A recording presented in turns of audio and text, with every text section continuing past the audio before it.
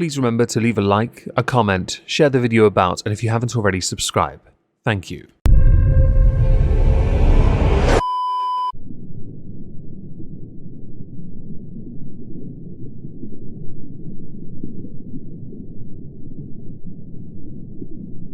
Well, isn't this just fantastic?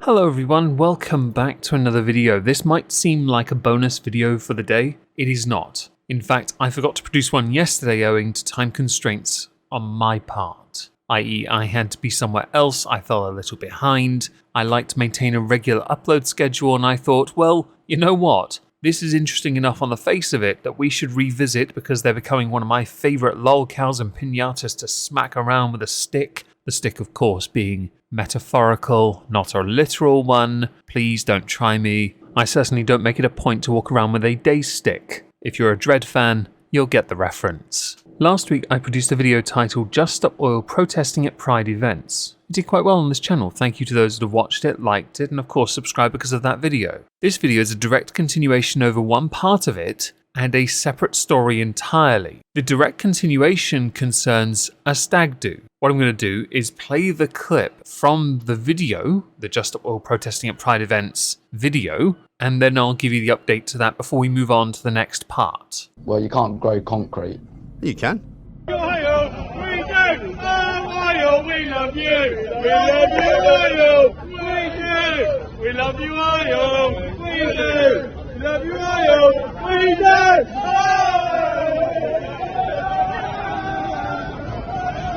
And yes, that was a stag do invading a Just Stop Oil protest to troll Just Stop Oil, who, I'll give them credit, if people troll them, they don't seem to be so inherently negative against it because they know they're just a bunch of drunks. But of course, if you have enough time to drink, then you have enough time to protect the planet and future generations. This is a serial matter and should be taken serially, even by those on a stag. That stag party was happening outside London Waterloo. Stag Charlie Pierce and his friends took the banner to Ibiza, with the groom himself confirming he has every intention of taking the Eco Clowns banner on a tour of the island's mega clubs. After they touched down in Ibiza, Charlie Pierce told the Daily Mail, "To be honest, I was actually willing to just go home after that start. It's hard to peak what we've just done in Waterloo. We trekked across London, got on the plane, landed in Ibiza, and I was quite happy just to go home. It was just funny as it was." Adding, "We'll show it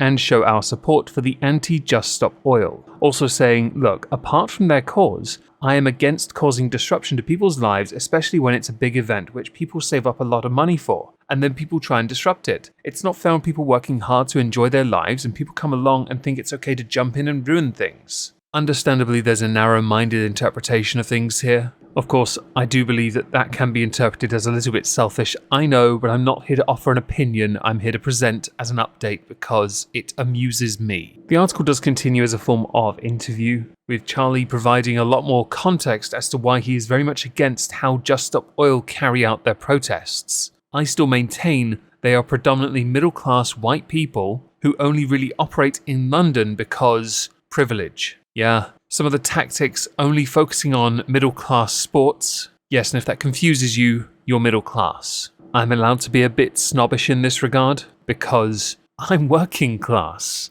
Or is it hand-to-mouth tier, you know, make enough to get by just about to do things, yeah? That tier. Oh, I drink whiskey, yes, but I save up for that. Moving on, let's talk about another wedding. The wedding of the former Chancellor of the Exchequer, George Osborne. Now, there is much to be said about George Osborne of late when it comes to climate activism, when it comes to austerity. That's a political discussion, and I know many of you, my audience, do not care for that. We're instead going to focus on his wedding, because Just Stop Oil were accused of being involved in it. So courtesy of ITV News, Just Stop Oil protester throws orange confetti at George Osborne and bride at wedding. Okay. The former Chancellor tied the knot this afternoon with his former aide, Thea Rogers. After the couple, who have 2 children together, emerged from the church, a smartly dressed woman showered them with orange confetti from a Union flag paper bag. Osborne looked over his shoulder as the grey-haired woman approached them from behind and emptied her bag over them. She fled as she was then approached by security. Priti Patel, MP, tweeted, "Just Stop Oil are shameful," attention-seeking, disrespectful lowlife, because Just Stop Oil had in fact tweeted the video of this happening. Here's the video.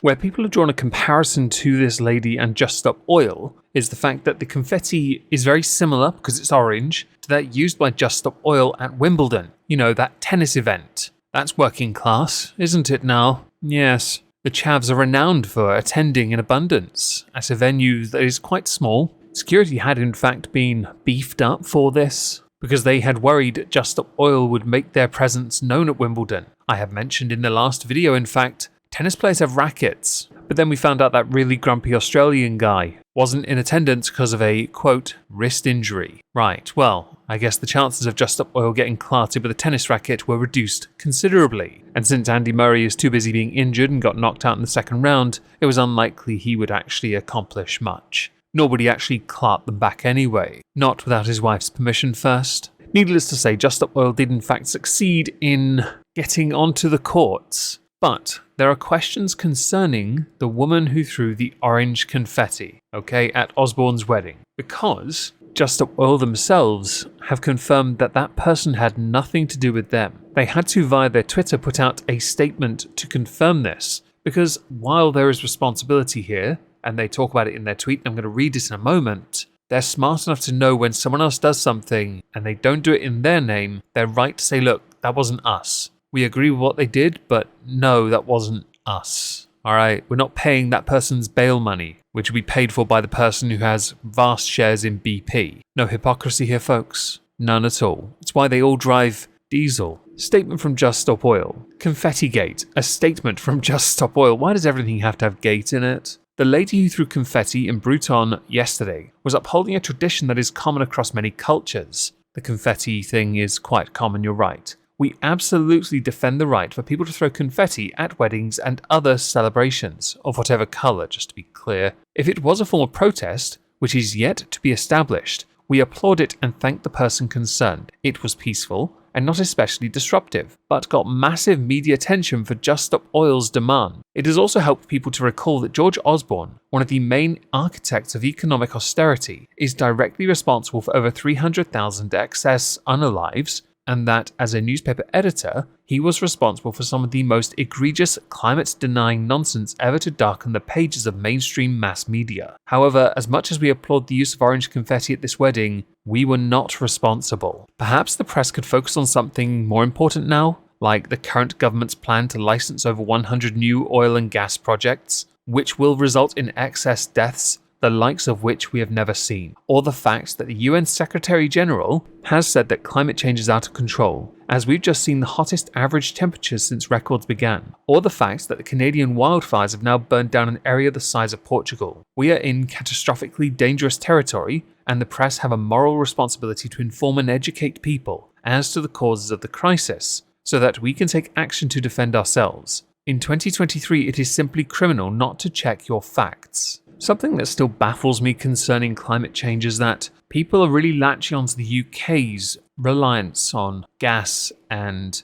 oil, right? Granting all these new licenses, yet we, the United Kingdom, sit very far down on the list of the biggest polluters. Countries, all of which are bigger than the United Kingdom. Yet we, the United Kingdom, are seen by Just Stop Oil as some kind of beacon to impact change. France won't listen to us. Nor will Germany. They're busy digging up brown coal by levelling villages first. America most certainly would never listen to the United Kingdom on this one. Your president might claim he will, but let's face it, he's busy being directed where to go by the King of England. Justin Trudeau won't listen, because he'll make blanket statements about the impact of global warming but do sod all about it and just embezzle more money while wearing blackface. South Korea won't listen to the United Kingdom. India won't listen to the United Kingdom, China most certainly will not listen to the United Kingdom, and nor will Russia. So how does the world make any discernible change from the United Kingdom when we are not as influential as people think? Just Stop Oil achieve nothing, because even if we reduce everything down to zero in this country, it does not change anything on a global scale. It really doesn't. Even if we make enough impact to lead to make a change, others will go, well, you've given up this, we're going to use this resource now. Short of conquering the world and forcing them to do as we tell them, again, it is not feasible. So how do you, Just Stop Oil, impact any change for the positive that you claim to want to change for, or change the world for? Please tell me, because I don't actually think you have a plan for that. While there is much in the way of getting promotion from things like the wedding, which you weren't involved in as you claim, the reality is this still only highlights you thinking globally but only acting locally, which is a good tactic, really, if you want to do something, but when it comes to a global scale, does nothing at all. One final thing before we finish, because this one baffled me. I thought I'd finish by getting one of their videos from their more recent tweets as a, this is what they've been up to since this all happened. But this happened. They haven't tweeted anything, and all their tweets are gone. I don't know if that's because my browser did a fail, or because perhaps they realize they need to scorched earth to start anew. Sometimes you have to do that, you know. Destroy something, burn it all down, and build on top of that, knowing that it might well do better. It's just a novel concept I've heard rumours about. Hello, I'm Laura Johnson. I am a supporter of Just Stop Oil, and I am in civil resistance against this corrupt government. I am here today in London as a mother. I'm taking part in a mum's march where we are demanding a livable future for our children. Last summer, 61,000 people died in Europe alone because of extreme heat. The climate crisis is here. It's real and it is now. And we must unite and act fast. Okay, I managed to get one. It was a fluke. The tweets wouldn't load. As a final thing, I'm going to do something I don't usually do. I have new merch on Teespring. If you're interested in supporting the channel, please consider purchasing it. Or if you'd like to see me grow on other platforms, I have a Rumble where I upload exclusive content for that platform. Link in the pinned comment down below.